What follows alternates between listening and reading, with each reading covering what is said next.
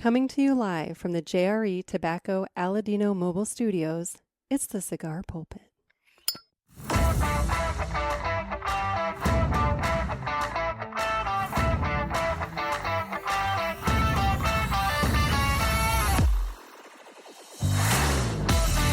Hello, everybody, and welcome to another sermon from the Cigar Pulpit. I'm the Bishop of the Bird, Nick, and today we're talking death.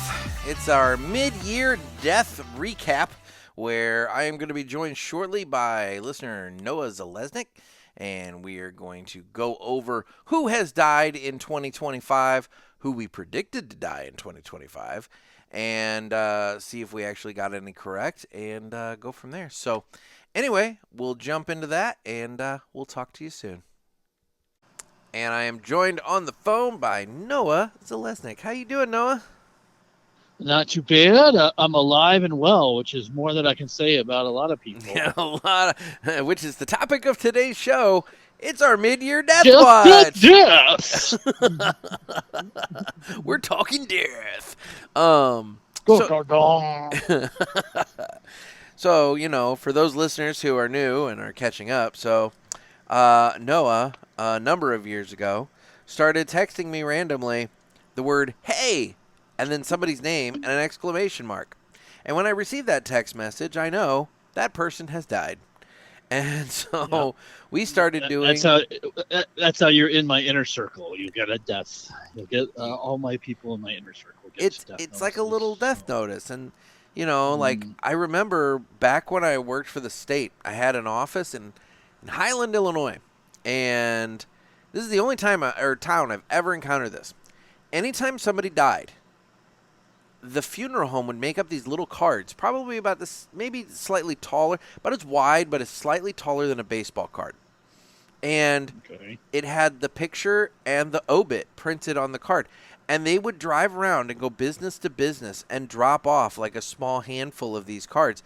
Like they were like announcing it. And these businesses, you'd go around town and they'd have the obit cards like on the countertop or like by the cash register or something, so that if you saw somebody and you're like, oh shit, Bill died, you could take one and like, you know, have the little obit card and you could remember to go to the funeral. It's the weirdest thing. I've never encountered that anywhere else.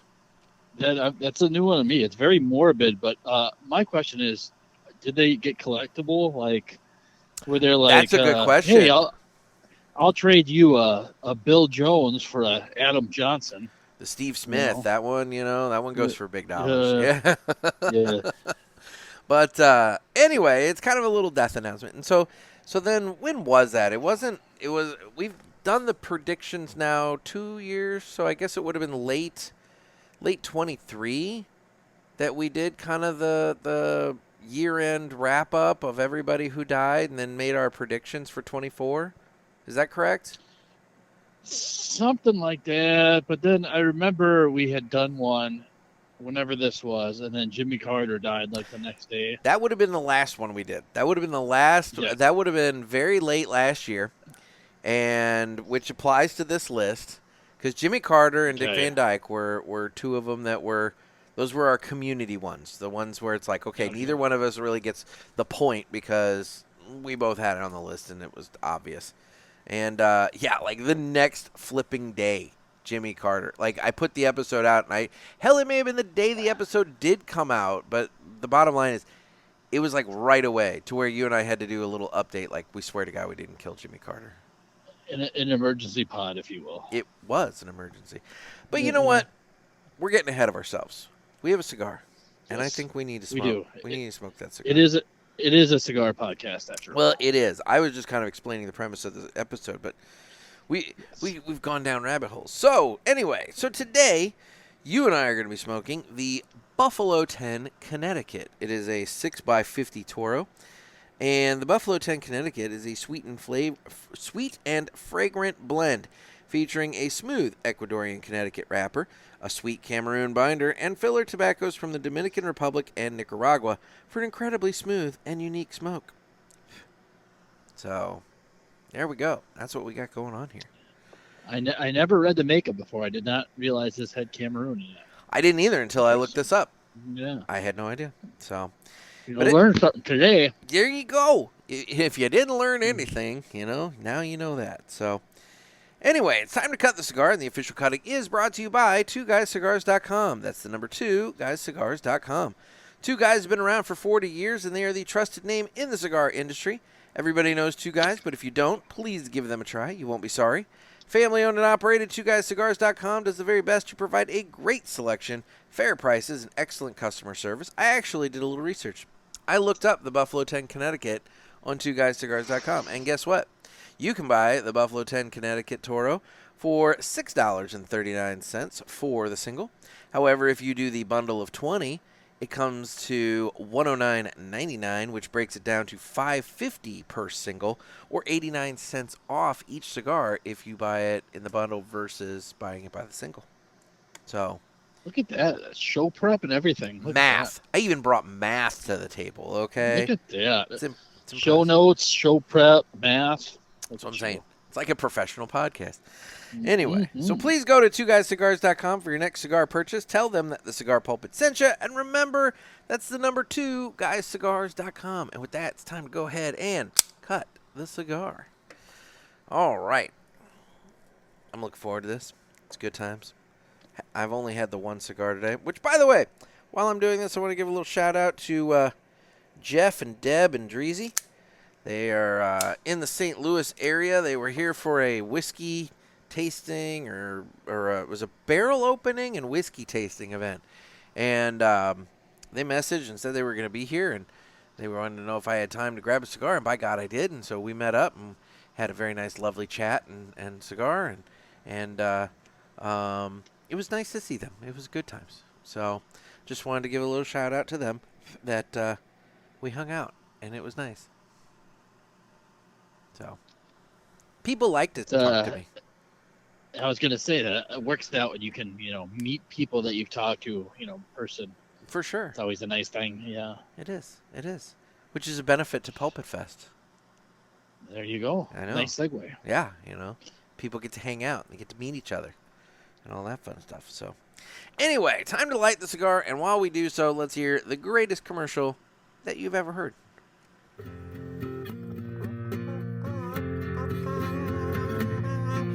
Some say cigars are all the same. It's just not true. It's you I have to blame. Well, I don't know, 'cause what I know, there is a cigar called Aladino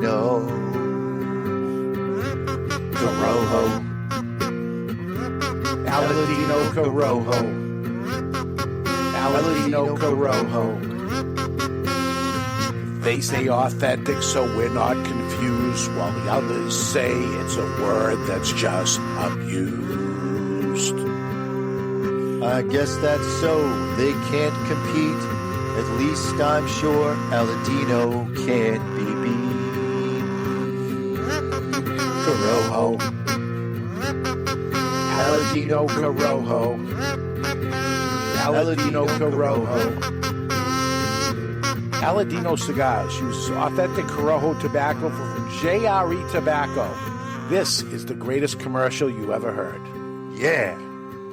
All right. Well, we got the cigar going. At least I do. Kinda. Sorta. Yeah, I forgot how delicate this wrapper is, so I scorched mine a hair. Oh. But well, that's convenient. We'll work through it. Convenient you're on the phone and nobody can actually see that. Yeah. Well, yeah, nobody would have ever known if I had said anything. Mm-hmm, Should have kept it a secret. Yeah. It's a pretty aggressive box press on this, too. I didn't realize. Super aggressive box press. So this is like a wafer type flat cigar. Mm-hmm. It's very flat. And it is. yeah, it's definitely very box press. Very, very box press. But it's okay. You asked for it. I had one of them. I had the Connecticut. So, by God, There you go. This is what I'm doing for you, Yep. Noah. I just want you to know that. I appreciate it. Mm-hmm. I appreciate it. Mm-hmm.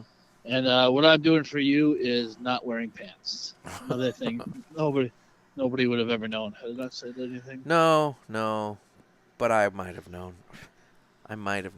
Yeah, you had a hinkering. Yeah, well, there's a disturbance in the force. Mm-hmm. There's a disturbance in your pants. I mean, that comes later. But oh my gosh! All right, never mind. Speaking of disturbances in your Dear pants, God. why Yeah. does it have to be sexual? I don't know. Have you dropped any pant sizes on your weight loss journey? Ironically, the shorts that I wore to meet Jeff and Deb and Dreezy today were ones that I haven't worn in 2 years. See, there you go. Yep. There's a benefit. There's a benefit already. And I have saving money. God damn, this thing is like gone out. Yeah, It's like- I had a little trouble getting it going. Fuck. Too. That's what led to my scorching. I had to put a little more fire. Yeah, I'm To it. like working at it here. This is truly unfortunate. There we go. There we go. Damn. It's like the end. There was a part on the end that just did not want to get going. All I right. had the same problem. Well, all right. So let's review our death predictions for this year. These are the ones that you and I let's call. do it. So, I'll start. You want me to start with yours, or should I start with mine, or does it really matter? It doesn't really matter. Okay, well, I have them listed, mine and then yours. So my death predictions for this year were Ted Turner, Bill Cosby, Bruce Willis, Ozzy Osbourne, Michael J. Fox, Gene Hackman, Carol Burnett, Mel Brooks, Alan Alda, Yoko Ono, and then I had a couple more. I had Jack Hanna, Joe Biden, and Warren Buffett. Some odd ones on there. Some oddballs. Yes. Some. We'll revisit it later. Yeah, we'll revisit it. Go to my list. Your list was Don King, Robert Redford, also Mel Brooks, also Gene Hackman, Rosemary Harris, Ava Marie Saint, Robert Duvall, Bruce Willis, David Attenborough, Frankie Valli, Clint Eastwood, and Julie Andrews. Solid picks. Mm-hmm. Damn, keeping this thing going is going to be a bitch. I can tell right now.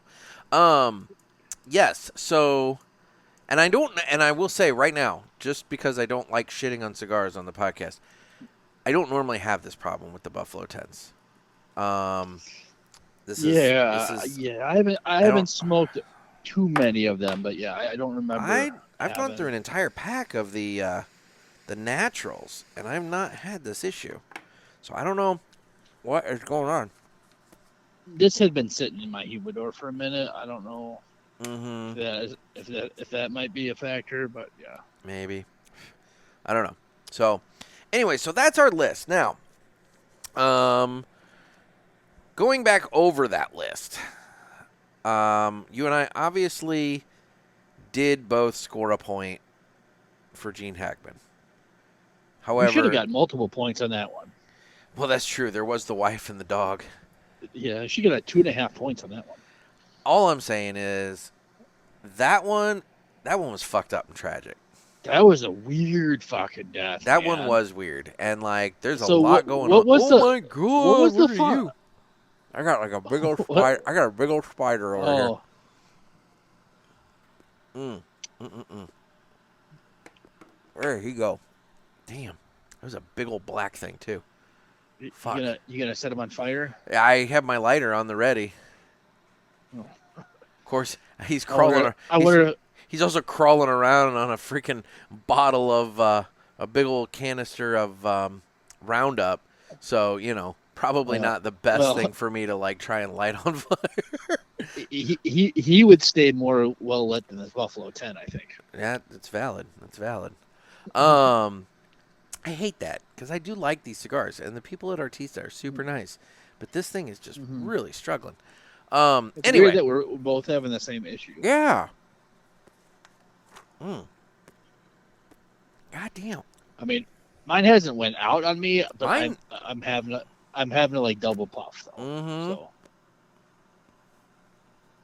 It's definitely like it's struggling. It's struggling hard. It wants to go out, but I'm fighting it. So, okay, well, instead of dwelling on that, let's go down the list. I'll start with the beginning of the year, and we'll kind of recap some of the notable ones that have passed. And, Sure. you know, we can kind of go from there. So, we kicked off the year with Wayne Osmond, singer and musician known for performing alongside his siblings as a member of the Osmond Brothers. He died January 1st at the age of 73.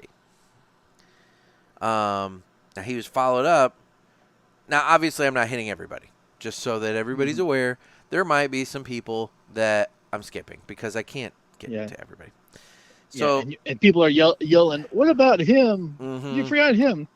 And, you know, just as long as we're going down that about yelling at things, just so I don't forget. I know it's off topic, but I was doing yard work today. Yeah. And did you yell yard at kids work to get is off your lawn? No, I'm not there yet. I'm like 5 years from that. Gotcha. But I'm catching up on podcasts or whatever, and I listened to the podcast of you and Tony V. Oh. And that's okay.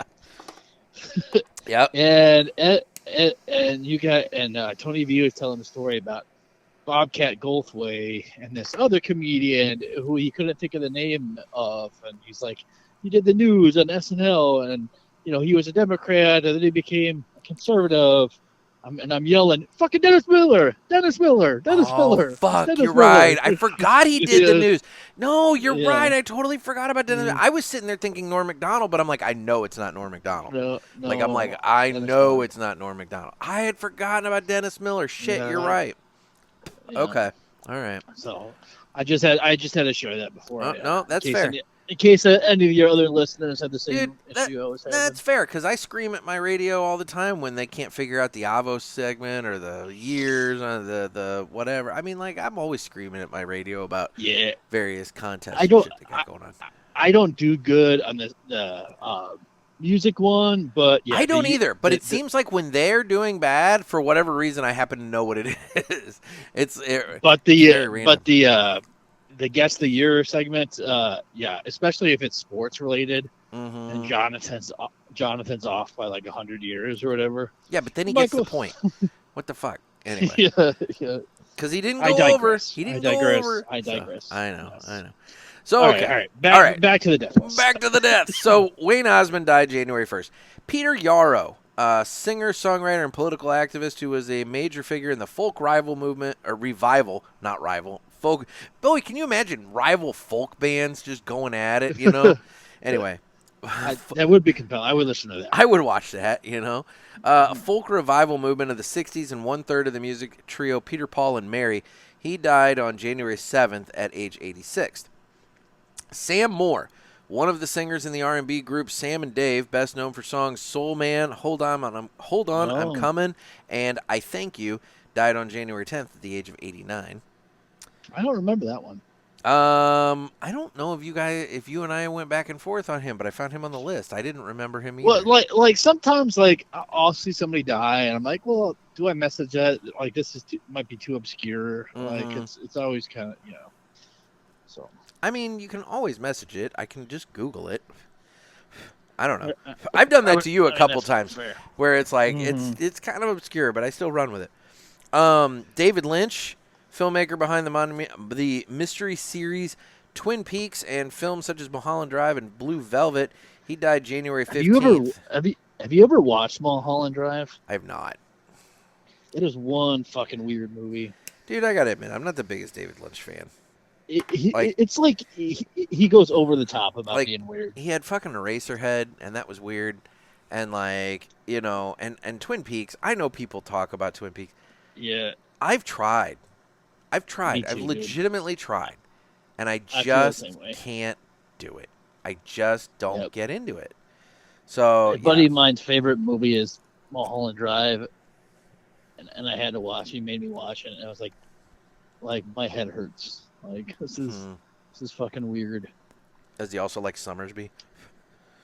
I don't think anybody's ever even heard of that film. I actually did. When he dropped that as a movie, I actually had heard of that.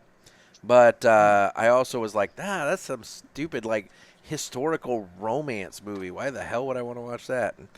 And then they had to. Anyway, on January 16th, we lost Bob Uecker, the beloved sports broadcaster and comedic actor. He was 90. And that was big. That was big news in these parts. He was the voice of the Brewers for many a years. He also was a member of the St. Louis Cardinals when they won the World Series at one time. So we both have a Bob Uecker connection. Back when he was a player, he was a St. Louis Cardinal. So we got that going.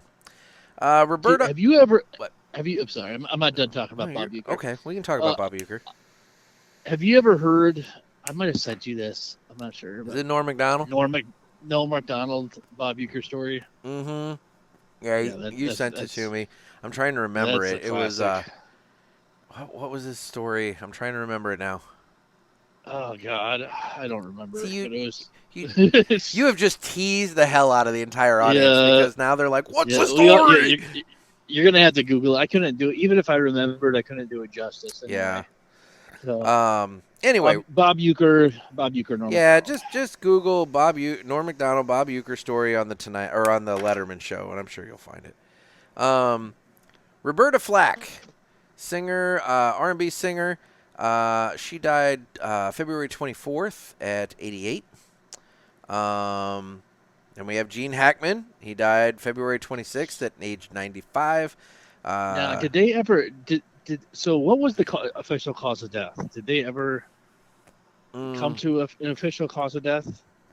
I didn't see one when I was doing my research. It was just a real quick list. So that was one weird thing it got really weird. Captivating for like a couple weeks there. It was just his wife had that disease that was caused by was it rat dropping or mice droppings or something? Fuck. It was something about. This is why you and I really should do some research before we do this shit. What fun is that? Yeah, no. To the Googles. Anyway. Gene Hackman death. Yeah, because didn't she die prior, and she was his caregiver, so he was alive while she was dead for a number of days, or at least a little bit. Yeah, well, so he had Alzheimer's. And he apparently died from severe heart disease complicated by Alzheimer's and kidney disease. What I'm thinking probably happened. His wife had the hantavirus. That's what it was. And so what I'm thinking probably is she was his caregiver. They found signs of rodent entry in outlying structures of the property. So she got the hantavirus and died. Yeah, I'm thinking she died. She was his caregiver, and she probably gave him his meds. He probably had, and then heart medication. And the other problem was the one dog who passed away was in a kennel, and the other one, because there was another dog that was alive. The dog that passed away was in a kennel, so it couldn't get out. It couldn't get food and water and whatnot. So just a horrible tragedy all around. Mm-hmm. Mm-hmm. And then wasn't there something about? And what makes it weird is who was checking on these people? That's what I'm saying. Yeah, the kids were the kids. One of them lived close by, but they were estranged or whatever. Yeah, I don't think they had the best relationship. And I think it was the cleaners that found them. I thought, wasn't it? Something like that. Yeah. So anyway,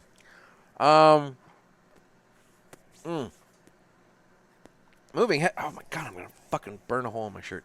Moving ahead to March 21st, George Foreman, boxing legend and grill entrepreneur, died at the age of 76. That was a tough one.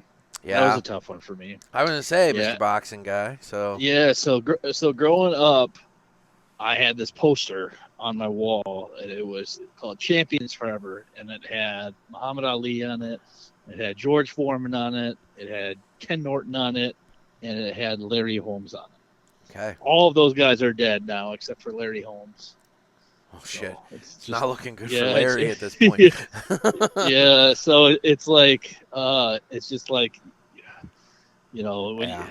they were, it's just sad. During my rewatch of King of the Hill, I came across the episode that George Foreman was on, where Hank was at the department. I didn't realize he was. Yes, so Hank went to the department store one day, and George was there doing a demo of the George Foreman grill, and they talked about it, and basically George said something about, do you want to buy a grill? And he's like, that's not a grill. And they got in a big old fight. It was funny as shit. It was really funny. You'll have to find it. It was amusing. So George Foreman. I think Luann was gonna box his daughter. That was the premise of it. Luann got into boxing, and somehow or another, she ended up she was supposed to end up boxing George Foreman's daughter. So, anyway. So a lot of people know George Foreman as this like cute, cuddly, smile grill salesman guy, but that dude was one mean, menacing dude in the 70s, man. Nice. Oh, he looked the part, man. He looked like he could have been a Rocky Balboa villain. Okay. Like he was just.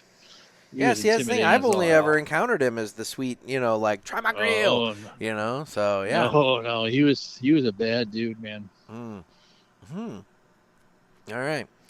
Well, moving on, Richard Chamberlain, leading man who launched his career as the dashing title character of NBC's Dr. Kildare, died of complications following a stroke on March 29th at age 90, 2 days away from his 91st birthday. Then from there, Val Kilmer, star of Top Gun, Batman Forever, and a whole bunch of other movies, died April 1st of pneumonia. He was 65. I forgot that it was this year. Yes, it was this year. His last performance was in Top Gun Maverick, and I will still say that Tombstone, Doc Holliday, was probably his best role. Yeah, I don't think you'll get much debate on that one. That was a pretty good one. He crushed it, man. Fucking crushed it. Yeah, I would have to tend to agree. I mean, he was really good in Heat. He was good in Heat. I love the movie The Ghost in the Darkness. Fantastic movie. And the lions not from that movie, but the actual legit lions that story's based on are up in the Field Museum in Chicago. And I've always wanted to go up and see them. Now, granted, they're just going to be stuffed lions at this point, but still, it's like they were man-eaters, man. But I love that movie. But I would agree with you though. That Doc Holliday probably his best role. Did you ever watch that documentary that he did that was on Amazon called Val? It sounds familiar. But I did not watch so. it because, quite frankly, I knew it was going to be super sad, and I just didn't have that in me. What was it like? The style of the Paul Rubens one, like an obituary type of thing? I don't think it was I don't think he was like on the verge of death when he did it, but he was sick, and apparently his son did a lot of the narration because, like, by that point, his vocal cords and everything were like too far gone because he had throat cancer. That's what I was gonna ask. What it was? Okay. Yeah, he had throat cancer, but pneumonia apparently is what got him. So yeah, fucking sucks. Jay North, star of the CBS sitcom Dennis the Menace, died April 6th at age 73. Wink Martindale, longtime radio and TV personality known for hosting game shows like Tic-Tac-Doe and Gambit, which I didn't know Gambit. He died April 15th at age 91.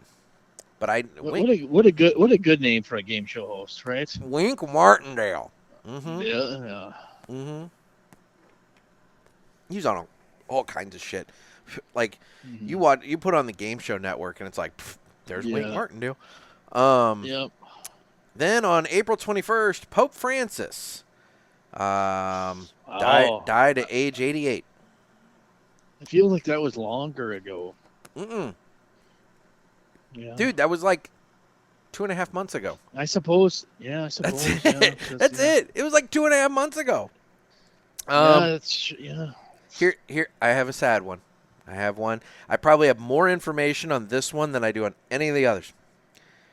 Morris, an alligator actor with a prolific filmography who wrestled Adam Sandler in the memorable scene of Happy Gilmore, died on May 11th of natural causes.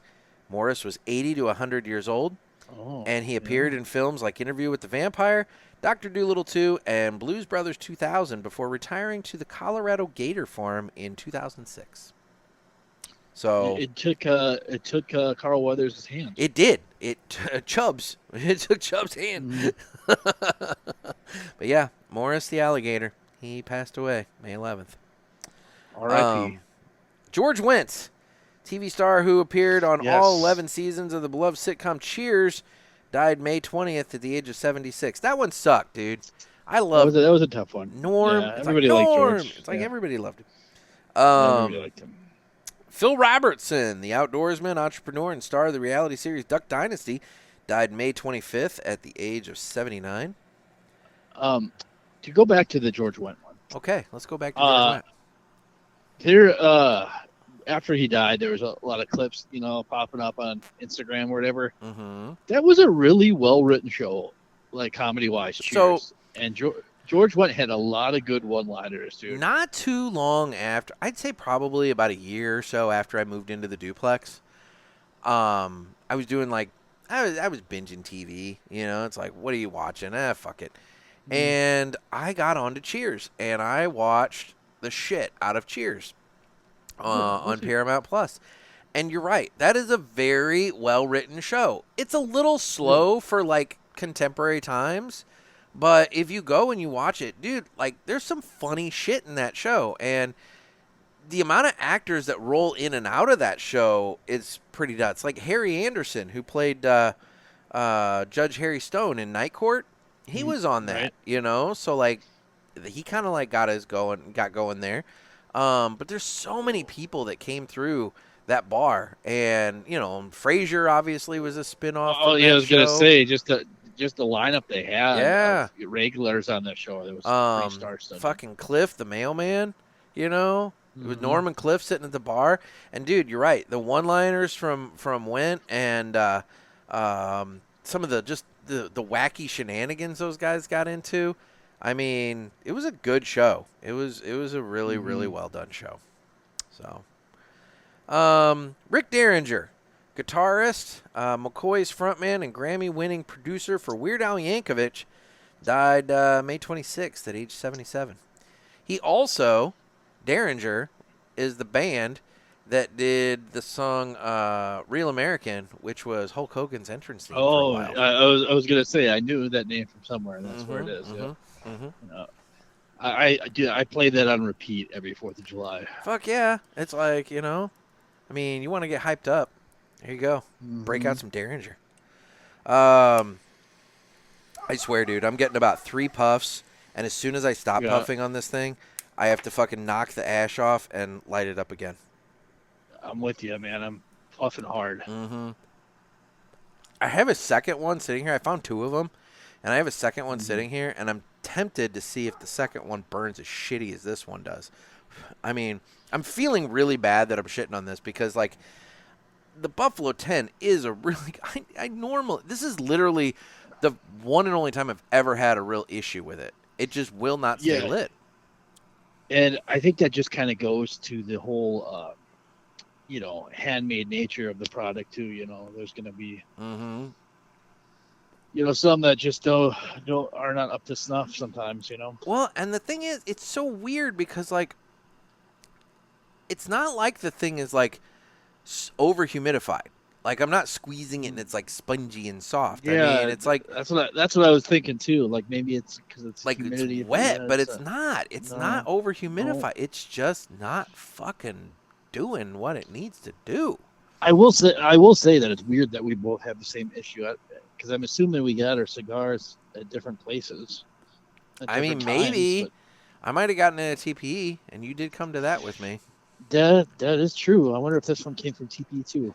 I don't know. I mean, that would be possible. And actually, that would kind of make sense now. Kind of. Because, okay. Yeah. Fair enough.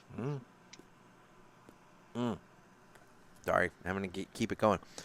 Former Congressman Charlie Rangel, who served in the House of Representatives for 46 years, was a founding member of the Congressional Black Caucus, died May 26th at 94. Loretta Swit, the actress who played Major Margaret Hot Lips Houlihan on MASH, died at age 87 on May 30th. Now that I remember that one because you had texted me that. And I was like, who? Mm-hmm. And I had to look it up. And I was like, okay. I was never really a MASH. I was really never a MASH fan, no. I watched it. It wasn't something I was super all about, but I did watch it. Now, I will say, the movie is infinitely better than the TV show. I don't think I ever saw the movie. The movie is really, really good. Sly Stone, the legendary singer-songwriter and multi-instrumentalist who led his band, The Family Stone, to make a mark on music history, died June 9th at age 82 after battling COPD and other health issues. At first, I thought you were saying Sly Stallone. I was like, what? No, Sly What's that Stone, one? not Yeah. yeah. Not yet. Sly and the Family Stone. There you go. Harris Yulin, prolific character actor, known for such films and TV shows as Scarface and Ghostbusters 2, died June 10th at age 87. This is a guy, I put him on the list specifically because this is a guy that by hearing his name, you have no clue who this guy is. But when you see him, when you see his picture, and that's Harris Yulin, Yulin. When you see his picture, you'll be like, "Oh fuck, it's that guy." It's like you will know him. He's been in so many movies and TV shows, and when you see him, you're gonna be like, "I know exactly who that dude is." Mm-hmm. So anyway, there's a lot of actors like that, you know, character actors. Yep. So, June 11th, we lost Brian Wilson, Beach Boys songwriter who penned hits like Good Vibration and God Only Knows at age 82. Actually, we don't know when he passed. The family announced it on June 11th. So, you know, he may have passed that day. He may have passed the day before, you know. He had been sick for a while, I think, too. I didn't realize that, but I wasn't up on my Beach Boys, you know. Yeah. I mean, he was not. He was. Let's put it this way. He was not having good vibrations for a while. No. And then fucking what's his nut? John Stamos was everywhere after he died. Just, you know, out there. Which I still just don't understand how John Stamos ended up in the Beach Boys. Dude, I remember there's a big state fair every year in Minnesota. And I remember as a kid going to see the Beach Boys. My dad wanted to see the Beach Boys. So we went, and John Stamos was playing the drums. I just don't get it. Yeah, I don't get it either. Yeah, he's for a long time he's had a connection with the Beach Boys. Well, yeah, he was. Sure. They were on Full House, you know. Yeah, and we're going way back now. I mean, I know. Shit, what is that? 30 years ago now. So, June 17th, Ann Burrell, celebrity chef, best known for hosting Worst Cooks in America on Food Network, died at age 55. That one was unexpected. That one did seem weird. I don't know what's up. That one felt a little unexpected and weird. And I heard that they were going to do some sort of like looking into it, but I never heard what that result was. Yeah, it's. I'm just going to assume food poisoning. The worst chefs in America got her. Yeah. So, Bobby Sherman, pop singer and actor who rose to fame as a teen heartthrob in the 60s, died at age 81. His wife announced on June 24th. So, Bobby Sherman.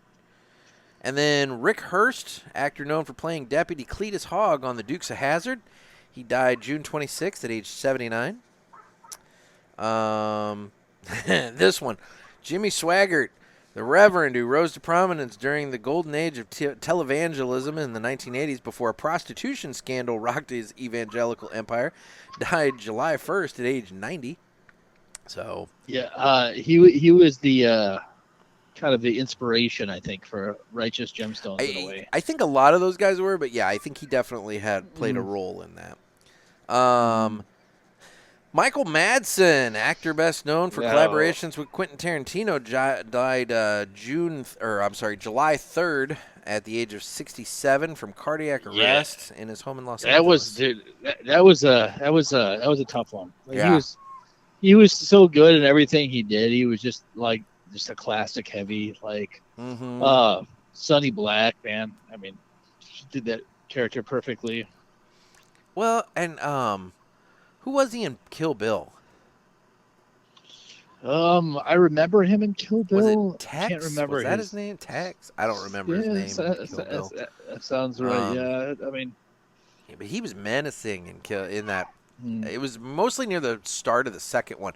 I think that's when he buried the gal, the bride, and then I think a snake got him.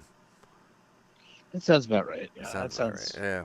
Anyway, two more. Julian McMahon, Australian actor known for headlining Nip Tuck, died the week of July 4th at age 56 after a battle with cancer. That's one you had texted me, and I was like, "Who is this guy?" He And I played looked him Doctor up. Doom in the two Fantastic Four movies that Michael Chiklis was in. And then finally, David Gergen, political analyst for CNN and PBS, who also served as an advisor to 4 U.S. presidents. He died July 10th at age 83.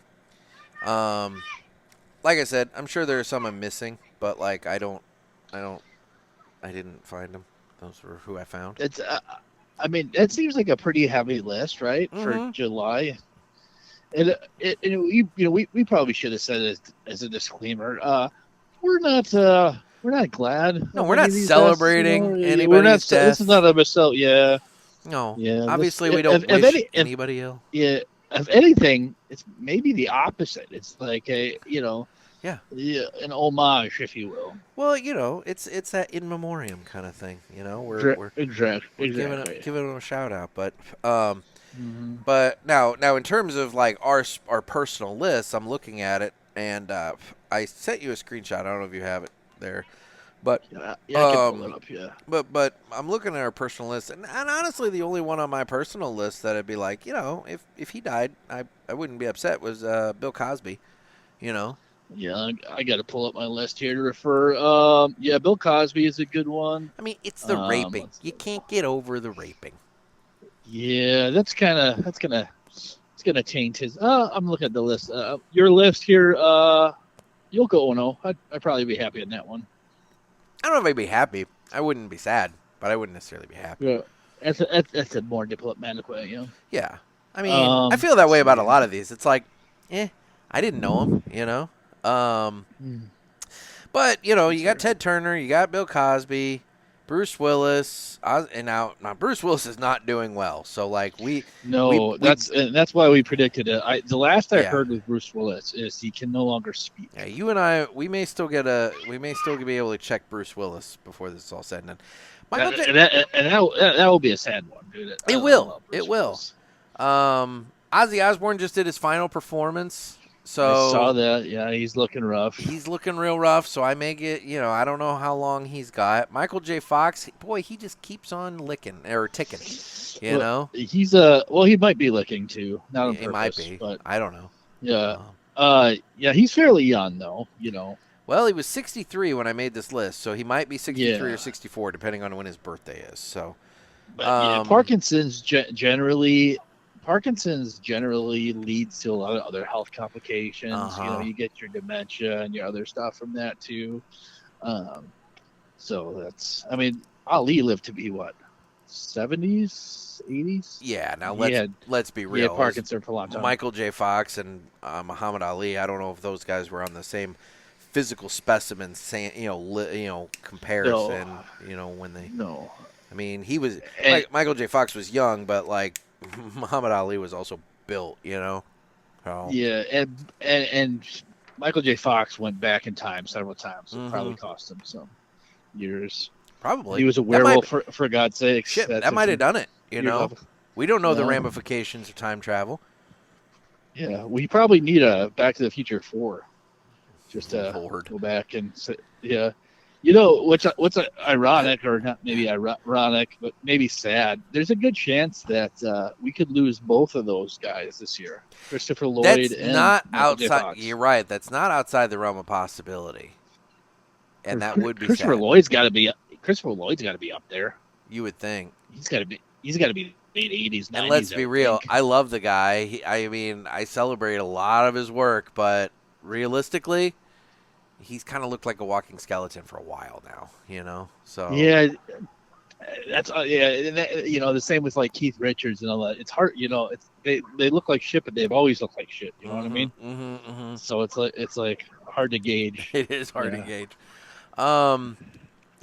Carol Burnett, that was a long shot for me. I just kind of threw it on there. I had no real reason to think she was like going to pass this year. Mel Brooks, man, that dude not only keeps on ticking, he's making fucking Spaceballs too. Yeah, and I think he just turned 99. I want to say. Yes. Yeah. So like, So that must be the secret. Like, just keep working, you got to be active. Yeah. I guess. And I think that's the same with Dick Van Dyke. I think he's still. Now he just had to cancel an appearance somewhere not too long ago. So Okay. like, I'm not saying that that's indicative of anything because I mean, dude, the guy's 99. So realistically, like, if he were to cancel, it could be. I mean, he may have stubbed his toe for all I know. You know, I mean, you got to watch everything at that age. But Yeah. Anything can. Yeah. He's got a much younger wife. He so that does. probably keeps him young. I would hope so. Yeah. I want to say his wife is like in her 60s or something. Okay. So that's gonna. I mean, Alan Alda was 88 when I made the list. He might be 89 now. Again, kind of a long shot. I was like, fuck it. I'll put Alan Alda in the list. Jack Hanna, he's got some health issues. So that one. Yeah, I was gonna say that was an odd pick, but if he has health issues, he's got some health issues. I don't know why Joe Biden. I think it was just because of the health. Oh, the brain. He's got prostate. Wasn't it prostate? Cancer stage 4. Yeah, so we want to get that one. We that one may happen. And Warren Buffett, I just went with because I mean he's fucking 90. He was 94 when I made the list, so it's like fuck it, you know. He's an old dude. I'll put him on. Now I will say I have an addendum. I have an update one. I want to put one on. Richard Dreyfuss. Okay. Have you seen Richard Dreyfuss? No, I haven't. Richard and I Dreyfuss, want to say in previous years you had put him on. I want to say. Well, years maybe, but let me bring up Richard Dreyfuss. So he's in the hospital, and it's sad because we're celebrating 50th years of Jaws. Yeah, but he apparently has a severe case of bronchitis, and he posted a video to his Instagram explaining why he wasn't going to be at SharkCon, and he was diagnosed with viral bronchitis, and dude, he looks like utter shit. So like he's gonna need a bigger hospital bed. It's possible. He looks like shit. So, like, I'm not saying he's going to die from bronchitis, because let's be real. They can treat bronchitis. But he looks like shit, and he's in his 70s. So, I mean, like, you know, once you get to a certain point, like, weird shit can take you out. You never know. Yeah, I mean, you're just not as, fit to fight off a lot of this stuff. As It's sad that, it's this year, like... The 50th year of Jaws. That's too bad. Well, we've already lost Roy Schneider, right? He passed. And then Robert Shaw, he passed. Fuck, I think he passed not too long after Jaws came out, to be honest. Yeah, I was going to say he's been gone a while. Yeah. So, like, Dreyfuss is kind of like the last man standing other than Spielberg, and he just directed it. He wasn't in it. So, yeah, it's kind of weird. God damn it! And that, I'm still struggling with. I am making my way through it. I'm like halfway. Yeah. I have no flavor notes on this thing at all. Admittedly, like my flavor note is frustration. My review of this specific Buffalo 10 Connecticut is very poor. Yeah. To define people at Artista, like. Buffalo 10 to the listeners, it's a good cigar. Like, it's a good value cigar. It really is. That's the sad part. Buy a bundle. Yeah. No. Buy a bundle for driving, for yard work, for, Even with the weird box shape or box press shape of it, I like these. Like, I will smoke these because the price point on them is so freaking good. But here's the really good thing I use them for is I generally keep a handful in my humidor. Mm-hmm. If I have somebody who hasn't smoked cigars before or is new to cigars, it's not gonna be off-putting, and and it's you're not out too much, and so it's a good cigar to have on hand, and they generally perform a lot better than this. So don't take our podcast as a reflection on. And it seems like once I get it, you know what I'm finding actually helps is if you turn it on its side to where it's like you're biting kind of down on like the smaller ends of it. I've been rotating and puffing hard and doing everything. That I find opens it up a little bit. And that's the thing. I don't think it's necessarily plugged. It's not smoking like it's plugged. It's smoking like and looking at it, like, for those of you on the YouTube, you can see the wrapper is not burning. Like it's the filler is burning, but like the wrapper and binder, it's like struggling hard. And that's what's not keeping it lit. It doesn't have that combustion, like that even burn going. Mm-hmm. Well, so no, I feel really shitty, like ragging on it, but like, and I guess this is kind of the handmade product. It's one of those things you never know, but like. But now that you mention it, risk. Nick, I'm thinking that we probably both got these at TPE. I'm thinking so. Just because how rare would it be that we both have ones that are acting up in the same exact way? Mm-hmm. Because it is. It's acting up's a good way of describing it. And I'm so worried I'm going to burn my shirt because like I've got flakes of black charred wrapper just like hanging on to this thing. I picked a good day not to wear pants. Did you? Because one weird wrapper flake falling in the wrong spot, dude, you could end up like having a really hot night. That'd be an interesting scar. That would be. What'd you do to your penis? No. Oh, fucking cigar burn. Well, that makes sense. Yeah. Okay. Well, whatever. And then going down your list, you had Don King, which he's old as piss. He is old, and but he's still doing stuff though, right?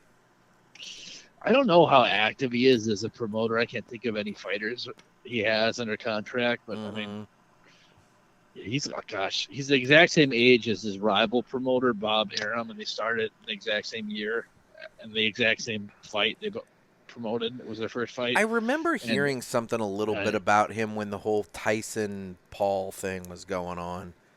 Yeah, he's like he'll pop in the news every now and then, but I want to say he's 94, something like that. So, and he lived a pretty hard. He was from the Cleveland area, and he was in prison.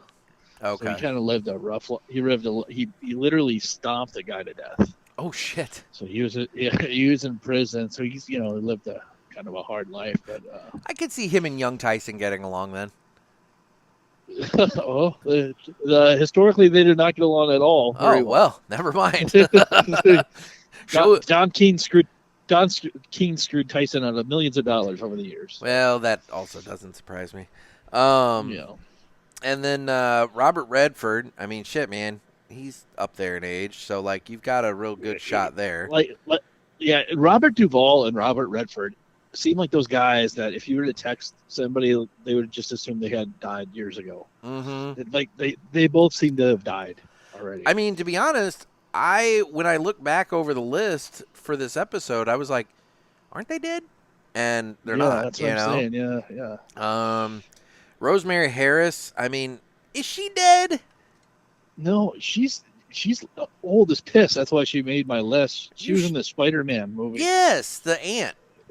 Yeah, she's like 97, 98. And she's still alive? You're sure? I mean, I didn't look it up, but when we made the list, well, that's true. She did. Alive. I would have thought she would have been on Entertainment Weekly's list whenever I looked at that. So that's true. Yeah. Okay. And Eva Marie Saint was in. For God's sake, she was in On the Waterfront with Brando. Yeah. She's like, I want to say she's 100, 101. So she's any day. Yeah, and then for God's sakes, the one I'm not convinced he makes it through the year. Hell, I'm not convinced he's not dead already. Is Frankie Valli. Yeah. Yes, I remember when you put that on the list, and I was like, "Fuck! Why didn't I think of him?" Because if you see any of those like clips of him singing, YouTube, he looks mummified. He's a fucking automaton. He's an automaton. Yeah. So weird. And as long as we're making addendums on that same note, I would like to add Wayne Newton. Because when we were in Vegas, he was doing a show at the hotel I was staying at. Yeah. And they had a big poster. They had a big poster of him, and he looks just like Frankie Valli. Just all like he's made of wax. All right. I'm done with that thing. I can't fucking gimp it along anymore. I made it halfway. Can't do it. Yeah, I cannot do it. I'm a little more stubborn than you, so I'm powering through. It's at the point that, like, no matter which way I rotate it, I can't get a good burn going with it. No, and it's no. Now the second Connecticut you have, do you? And actually, here's a good. I just unwrapped the second Connecticut too, by the way. So I'm gonna. I actually remember. I think it was the last day. Yeah. PPE, you smoked the Buffalo 10 Connecticut, and you had like a good hour and a half out of that thing. No, you're right, because we went by the Artista booth, and I fired that thing up, and you're right. I walked around with that thing for a long time. And and you were getting pissed because at that point they had taken all the ashtrays. Yes, so you're smoking an ashtray. Yeah, and I'm just ashing on. I mean, I don't want to admit to it, but like I'm ashing on the carpet because like there was no other place to ash at that point, you know. Yeah, exactly. But yeah, no, you're right. Fuck, I got a lot of time out of that thing. So no, that's the thing. When these things do smoke well, they smoke amazingly well. I've never encountered one of these that smoked like this. And hell, to be fair, I'm reflecting back. I don't know if I've had. I might have had. I'm sure I've had another cigar that's done this, but like I can't tell you what it was, and I can't tell you when it was. It's been that long. This is high. It's highly unusual behavior. Out of a cigar. And quite honestly, if I encounter this, I usually just toss it. Yeah. Because we're going through a podcast, I don't, want to. Well, I have a second one. Another one. I have a second one, and for Artista's sake, this thing better fucking smoke a lot better than that first one, because otherwise, this is going to be embarrassing. But Now, did you get the second one at the same place? I don't know that, and also I'll also say they were in separate humidors. One was in one Tupperware, and the other I found in a different one. So.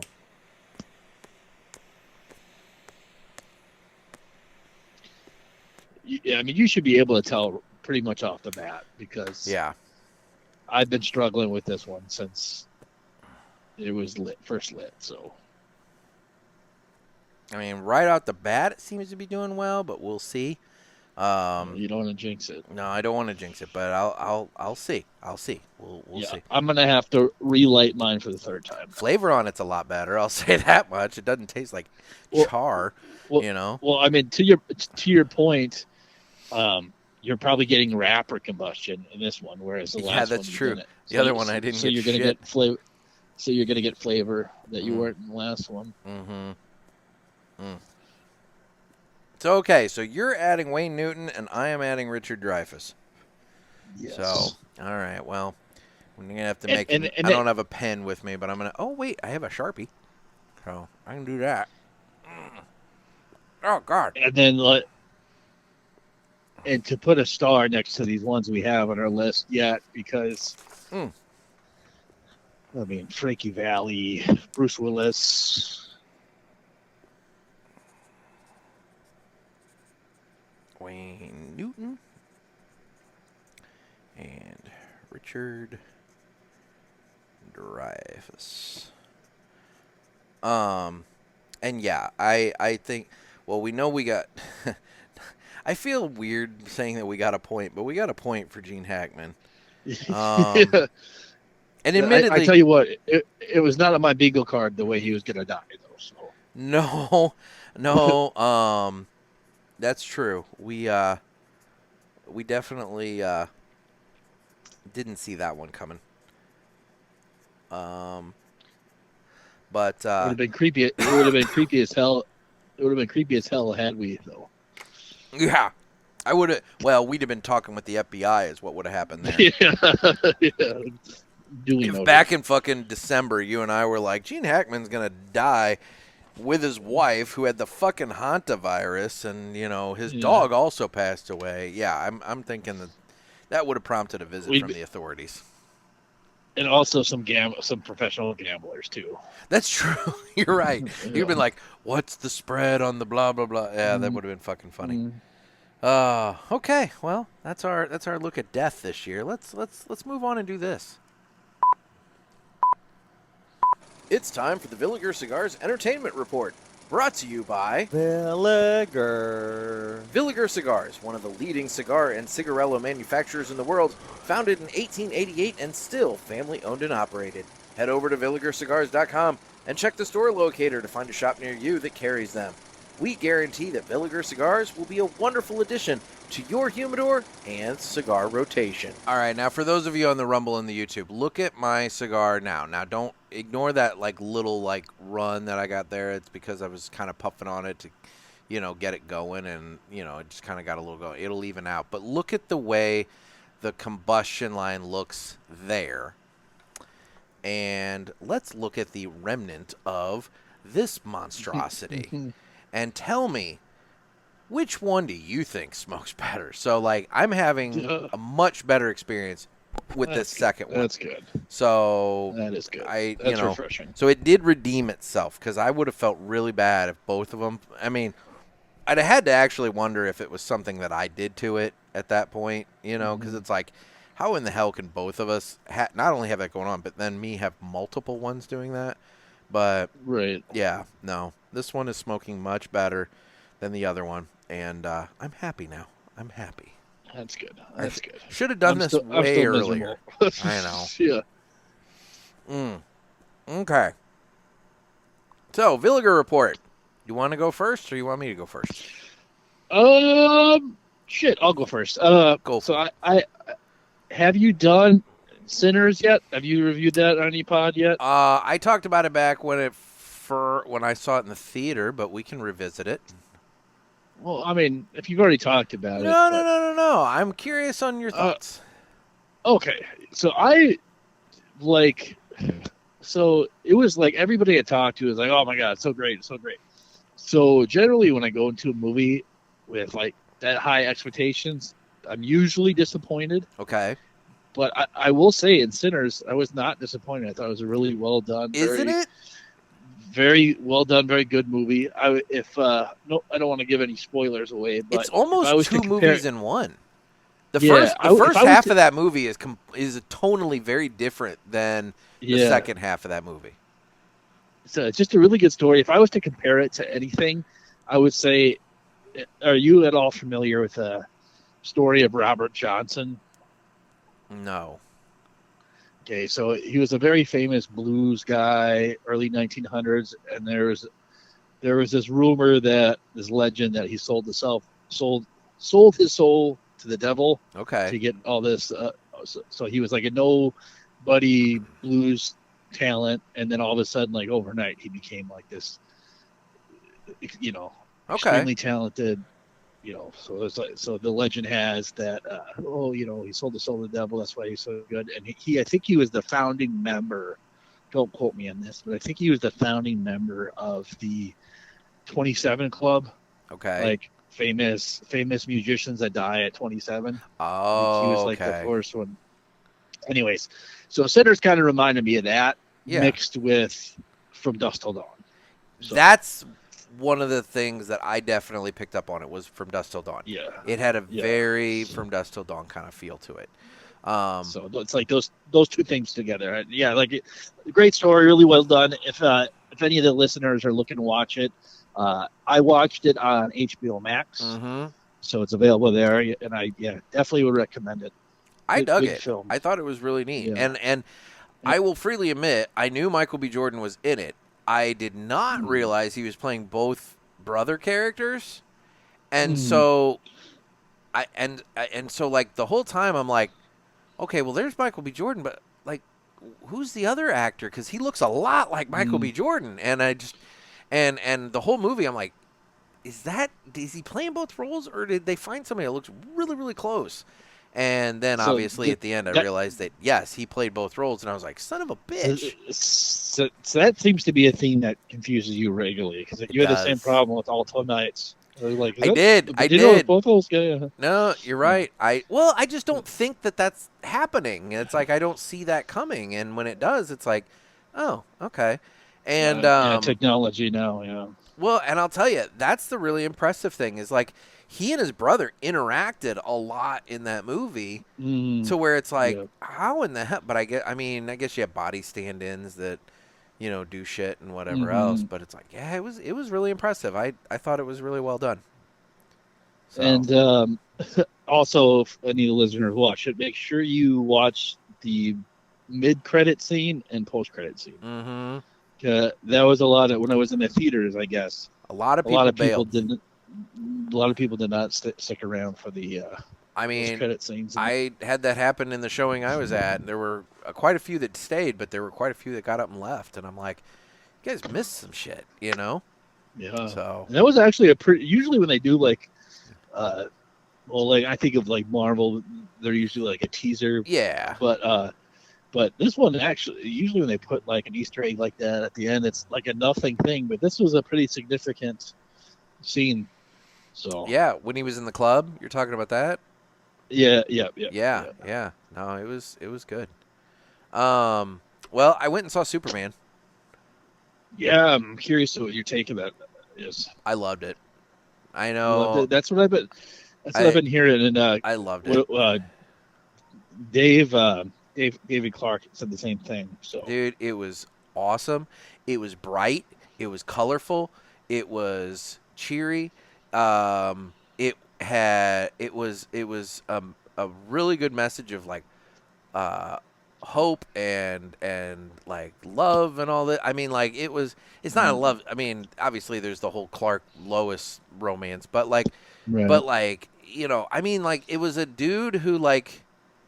He's the strongest guy in the world, but he doesn't come at a fight to fight. He comes at the fight initially to like bring peace, and then like the fight results. Like there's a scene in there where there's this kaiju running around Metropolis, and like the other heroes are fighting or come along to help Superman take it down. And without giving spoilers away or anything like that, the way it ends, is not the way Superman wanted it to end, and he's like visibly sad and disappointed that it went down that way. And it's like I just thought it was a really, really great movie.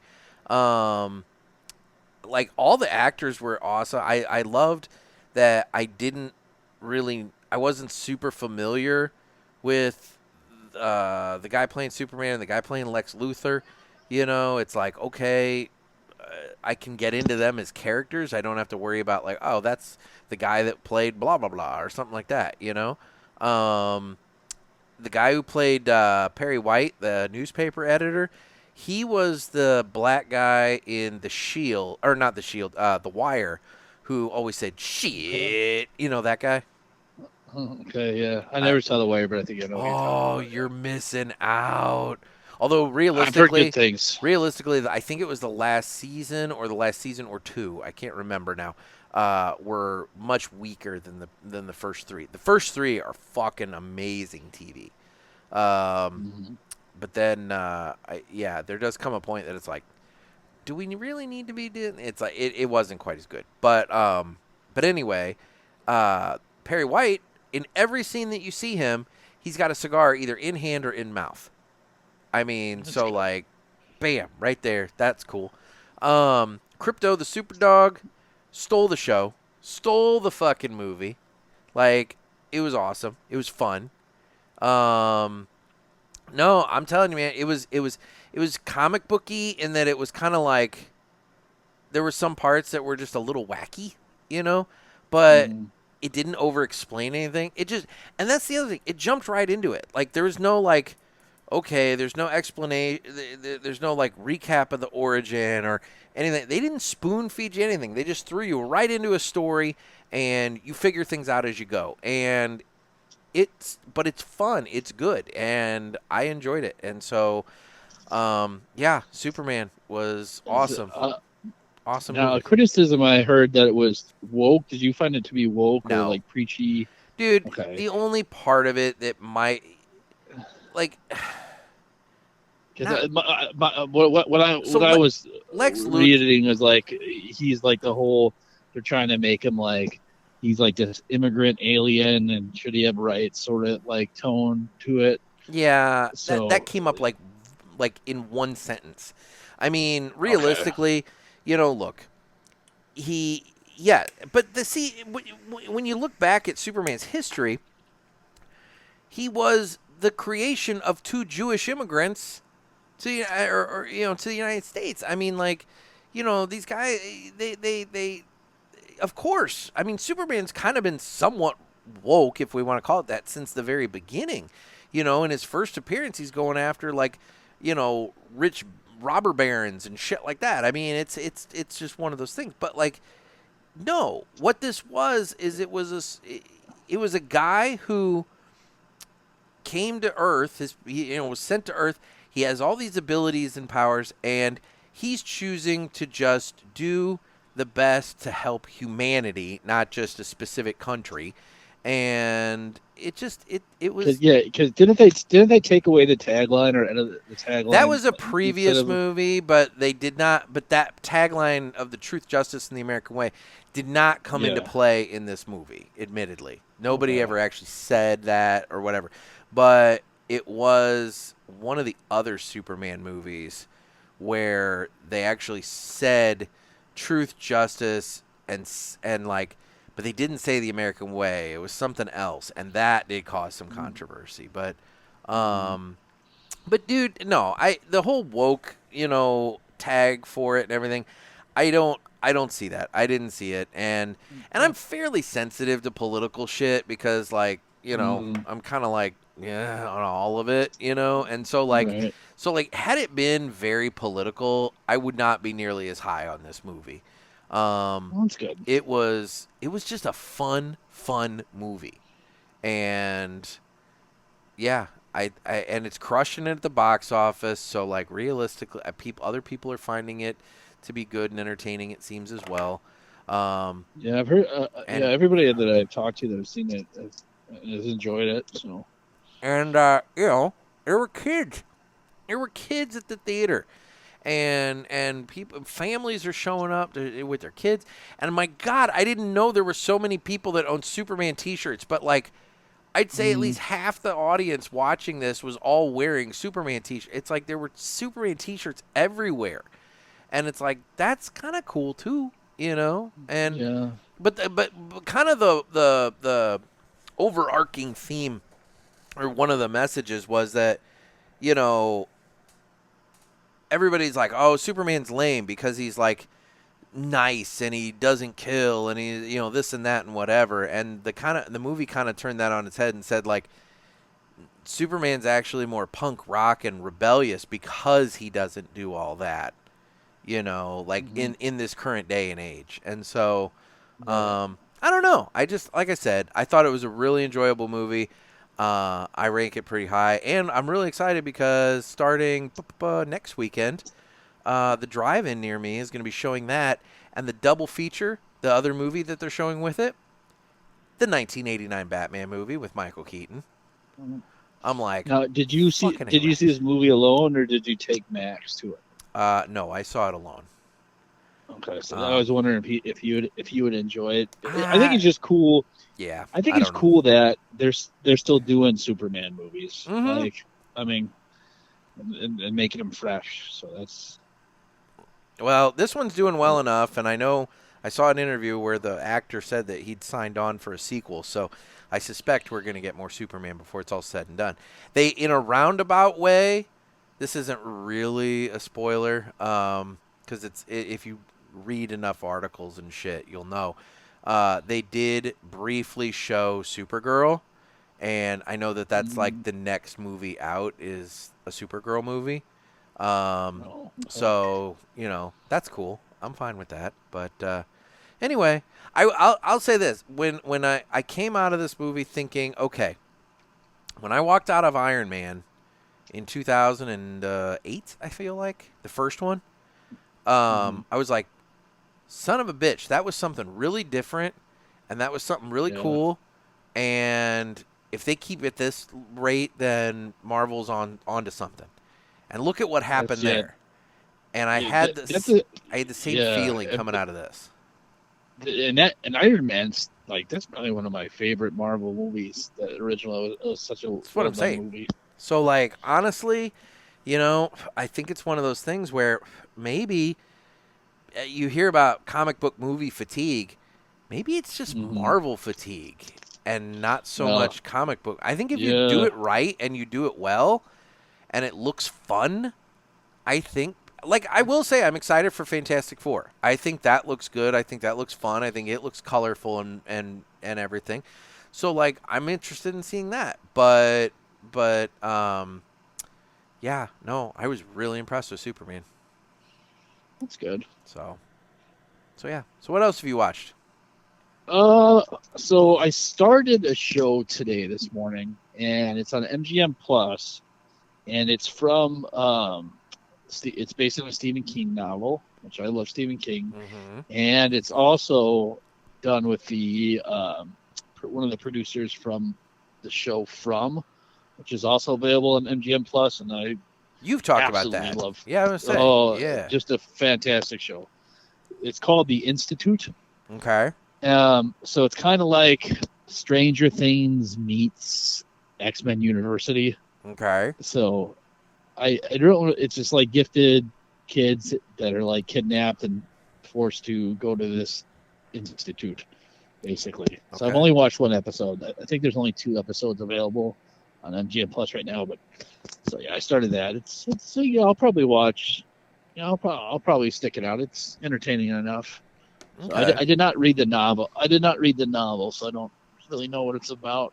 Gotcha. In depth, but it seems interesting enough. There's some new show Stephen King kind of based coming, I think, to HBO later this year, and it's they're doing Derry. Welcome to Derry. That's it. That's the one. Yeah. So it's like an It prequel. Yeah, and Skarsgård is coming back as the clown. Yeah. So it's basically the history of Derry, the town.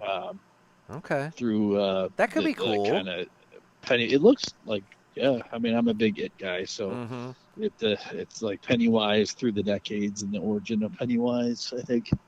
So yeah, it looks intriguing. It's coming out in October, I believe, on Max. That was one of the coolest parts I thought of It Part 1, the more recent version of it, when the one kid is doing the research and he's going back looking through the books and the newspaper clippings and this and he sees Pennywise like in the background of photos and shit, and it's like you start to realize like, oh shit, this clown's been around for a long time.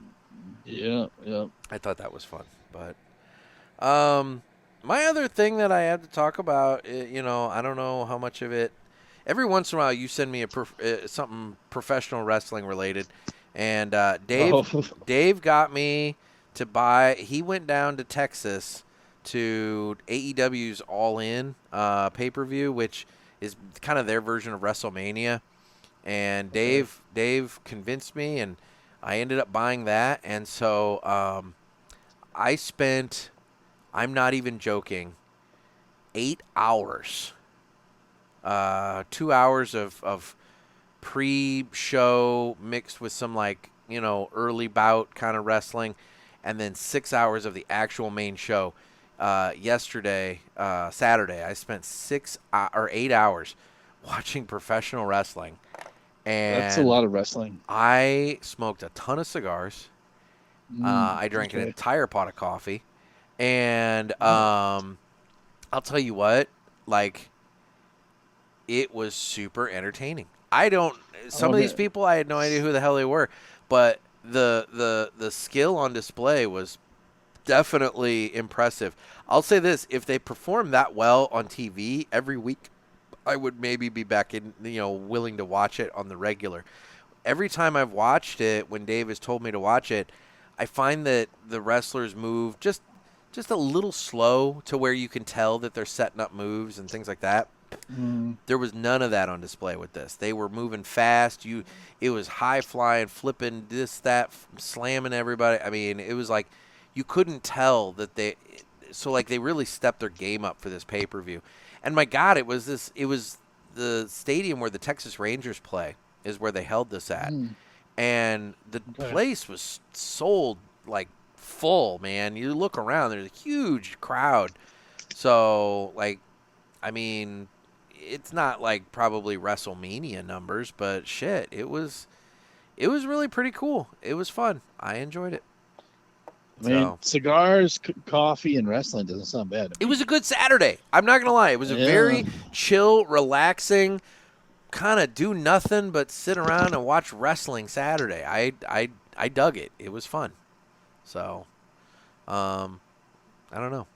Then I flipped over after that was over because I was still kind of, for whatever reason, slightly in the mood. And WWE had their Saturday night main event going on NBC. And I flipped over just in time to see Goldberg's final match. And that was sad. That was so you're at like 8 hours plus of wrestling. Slightly. Not. Yeah. I mean, it was 8 hours of the one show and then just a little bit extra of the second. But yeah, it was. Yeah, I didn't realize he was still wrestling. He's got to be up there. Yeah, he's older. He's close to 60. Oh, dude, this is actually a perfect segue to our episode. Fucking Ric Flair. We should probably add him to the list. Dude, he's like shitting himself in restaurants down in Tampa. He's getting kicked out of all these bars for just getting obliterated drunk and shitting himself. It's like not. It's like multiple bars. Like this is like a common. Like, I mean, he denies that it happened, but let's be real. When multiple places are saying that it's happening, you know, it's like, that sounds real. And dude, and I will say, I know enough from various documentaries and shit. Ric Flair loves to drink, so it does not surprise me in the least. He has like kidney failure, doesn't he, from drinking? Oh, maybe. I don't know. I don't know that. I'm pretty sure. Yeah. I can't think of a time where I haven't seen modern Ric Flair not drunk.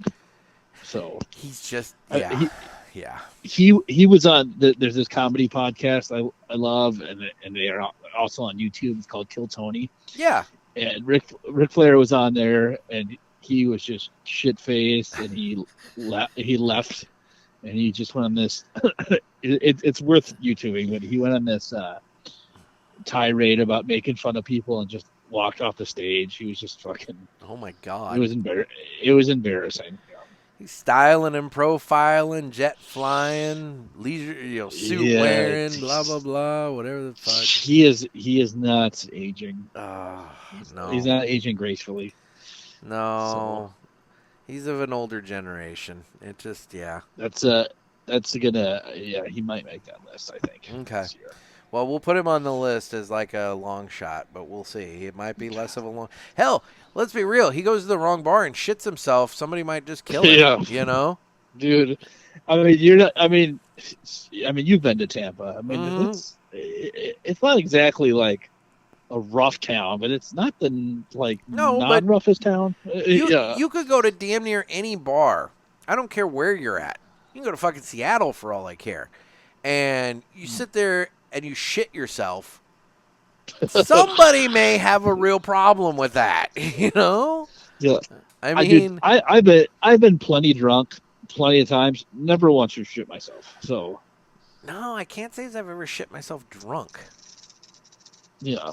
Unfortunately, I've shit myself perfectly stone cold sober, but not drunk. Yeah.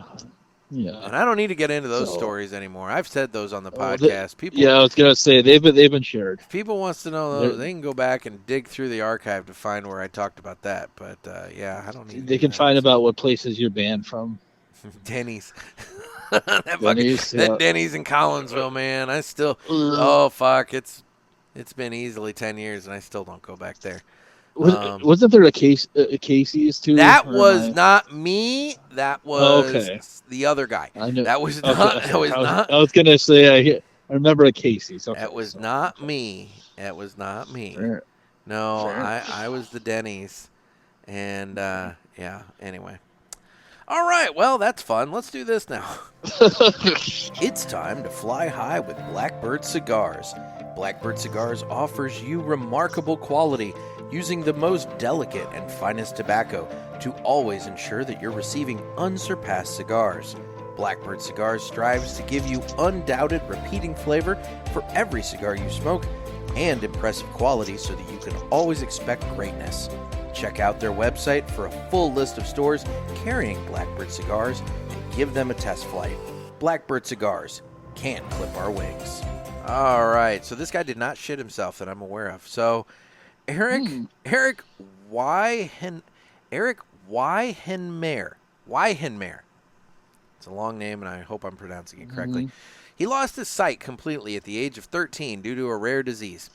But instead of limiting himself, he pushed every boundary imaginable, and in 2001, he became the first blind person to climb Mount Everest, and later completed the 7 summits, the highest peaks in each continent. He also kayaked the entire Grand Canyon. Eric now helps others with disabilities through his organization named No Barriers, proving that limitations are often only in the mind. So be like Eric Weihenmayer and Blackbird Cigars, and don't let anybody clip your wings. See? That's a relatively happy one. People give me a lot of shit because my stories end so poorly. But well, and on a day we're talking about death so much, it's good to have an uplifting story. You know. I mean, I assume Eric's still alive. I have no reason not to think he's still alive. You know, he only did that in 2001. So yeah, I could not tell you, but yeah, let's hope not. Yeah, I would think not, and that's impressive. I'm not climbing any mountains, you know. No, I'm not climbing mountains, and we're not doing blind either.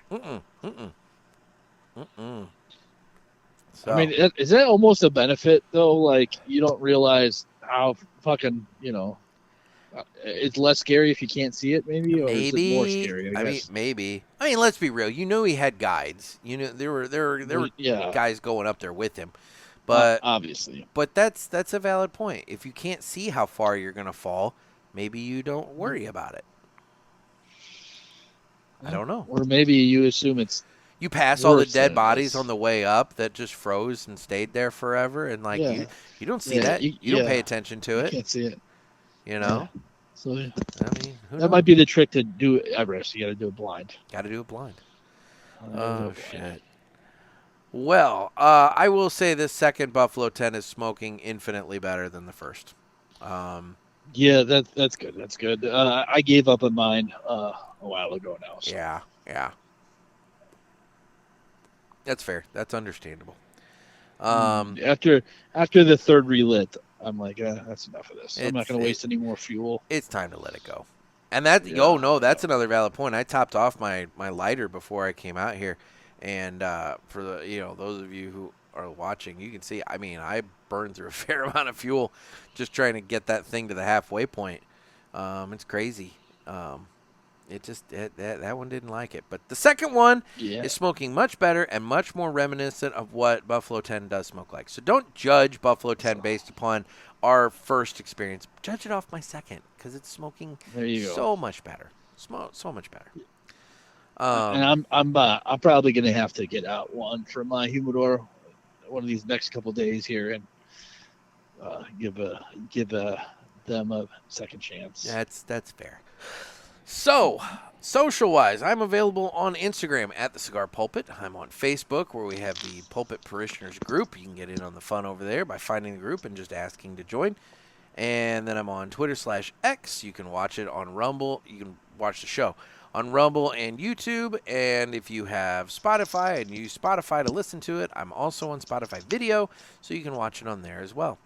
I do need your calls for the Ask the Pulpit episodes. You can give me a call on the hotline at area code 863-874-0000.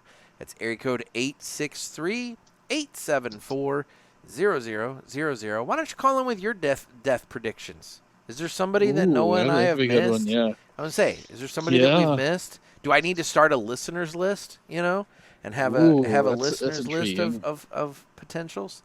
So yeah, call into the hotline. Let me know who you think we've missed on our death predictions, and maybe we'll go from there. So, and then Noah, where can people follow you? And I will add, Nick, if you predict one correctly, Nick will send you a care package. What? I'm just saying. Oh, God. It's incentive. I mean, although that might incentivize people to start assassinating people. Yeah, we don't want to incentivize death. This is all for fun. This is not, I mean, morbid fun, but fun. It's not. We're not trying to encourage somebody to go out and off somebody. There is probably like Vegas odds where you can actually bet on. There are. There have to be. Yeah, but almost like Squid Game. Celebrity Squid Game. Oh my God. Oh. I love it. And then where can people follow you, Noah? Mr. Zalesnik on Instagram, Noah Zalesnik on Facebook. I try to post the parishioners whenever I think of it. Yeah. So you can catch me there. There you go. All right. Well, this has been fun. I've enjoyed it. I mean, I didn't enjoy my cigar experience in the beginning. It's been a lot better since I went the second one. But I was gonna say the second one tastes all that much better after going through the struggles. You're right. When you have a bad one, just let it go, move on, get yourself another one, and it smokes It smokes normal, but that feels so much better because it's like, I'm not fighting it. I'm not hating the experience. It's like just move on. I could have kept at that thing, but it was pissing me off with every single attempt. And that just goes to show, like with the cigars, how everything has to be just right. Like, if one thing's off, it's just not gonna, you know what I mean? So like the binder and the filler were burning fine, but the wrapper wasn't, and it just, with that one thing off, the whole thing falls apart. Fell apart. And and it's supposed to be relaxation, so you're not supposed to be fighting it like that. That's the thing, it's not relaxing when you're getting frustrated. No, it ruins the whole thing, and that's no good. We shouldn't have that. So, cigars are an experience than smoke. It's not a race to get nicotine. It's all about the experience. I'm glad that it cost the minimal price that it cost, because if that were like a $25 cigar that was going on with, I'd be kind of a little bit more bitter. But for sure, such is life. Shit happens, but you move on. So anyway, now the thing, what I mean, we had smoked Buffalo 10 and previous, so we know that it performs well. Yes. Had that been your first experience, you might not have tried it again, which kind of goes to my point about you always want to, at least 2 or 3 times. Yeah. Give it a shot. Give it a shot, because you never know. Because that will that will happen. It will. From time to time. I mean, stuff gets plugged, and whatever the case may be. And there's a lot of factors that, can, along the ways, whether it's user error, humidity, shit like what we had today. I mean, the shop may have treated it poorly when they had it in, and then you buy it, and suddenly it's like, oh shit, this smokes like crap. I mean, or if you're ordering online, sometimes there's transit issues, that could cause. So you never know. Yeah. So never judge a cigar on one try. No, I agree. Well, dude, thank you so much. I appreciate you taking time out. Yeah, man, my pleasure. Hopefully after this pod airs, we don't have to do any emergency pods. I was going to say, if Dick Van Dyke dies the same day I fucking post this, I'm going to feel really, really shitty. Yeah, we're going to have to, rethink our abilities and our pod choices. You have to. No, I will say Ric Flair probably will shit himself at least one more time. Well, and that's the thing. If he shits himself, that's one thing. If he dies, I'm going to feel bad. But, if he just shits himself. What if he shits himself to death? Oh, I've had days like that where I've worried. Let's put it that way. The hotel in New Orleans can attest to that. It can definitely. Well, and and shit, man. When you pass, you do evacuate your bowels. So like, That does happen. He might sit in a booth at a bar in Tampa, and like people might just think, "Oh, there's Rick shitting himself again." And Oh, in reality, Dude. Dude, that's so sad. Like you were this like wrestling icon, and now you're known for the guy that shits himself at a bar. How the mighty have fallen. Everybody's got a bell curve to their life, man. It's like he peaked. Now it's just, this is why when you talk about guys like Robert Redford and Robert Duvall, how they've just kind of faded away, and you didn't even realize they were still alive. That's the way to do it. Just fade away to where nobody even knows you're still there, and then that way when you pass, you passed. You didn't like have like all this shit around it. I mean, literally. Like, I mean, you got think about a guy like Matthew Perry and how he passed away. Mm. It's like, right? Wouldn't it have been so much better if he just would have passed away in his sleep? Yeah, but he didn't. And so now everybody, when they think of Matthew Perry, they're gonna think about, well, what kind of drug? I can't remember the drug, but he's in a freaking hot tub and he, has this. Did he have an overdose, fall asleep, and something like that? Something like that. Yeah. It was, but it was not the way any of us would want to go. Is my or point. like David Carradine. Yeah. Oh yeah, the autoerotic asphyxiation. Yeah. Fucking, that was forever ago, and I remember that. Yeah, see, that's what I'm saying. When the first thing you think of David Carradine now, that's what you think of. Yeah, you don't think of Kung Fu. You definitely think of that. Yeah. And like, unfortunately, I think for Gene Hackman, I think it's going to be one of those things. And when people think of Gene Hackman, at least, and maybe that softens with time. But right now, when people think of Gene Hackman, they think, "Oh fuck, when he died, it was really fucked up." Yeah. So when you mention Ric Flair, they're not thinking of the figure 4 leg lock. They're thinking of some guy shitting himself at a Tampa bar. At least I am now. Oh God. Oh God. No. We're just gonna let it go. I'm gonna. You're not. I don't think Ric Flair is going to be a guest on this pod anytime Probably soon. not. Probably not. Yeah, which is unfortunate because I don't want him on his deathbed thinking that, hey, you motherfucker. I know exactly where you're going with that.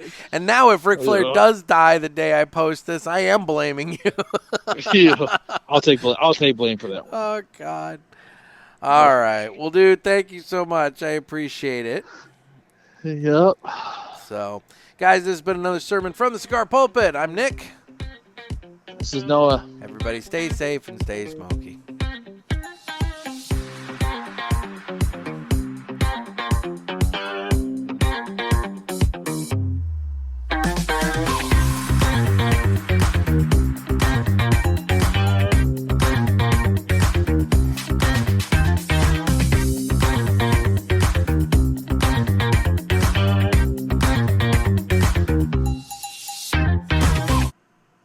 Later, guys.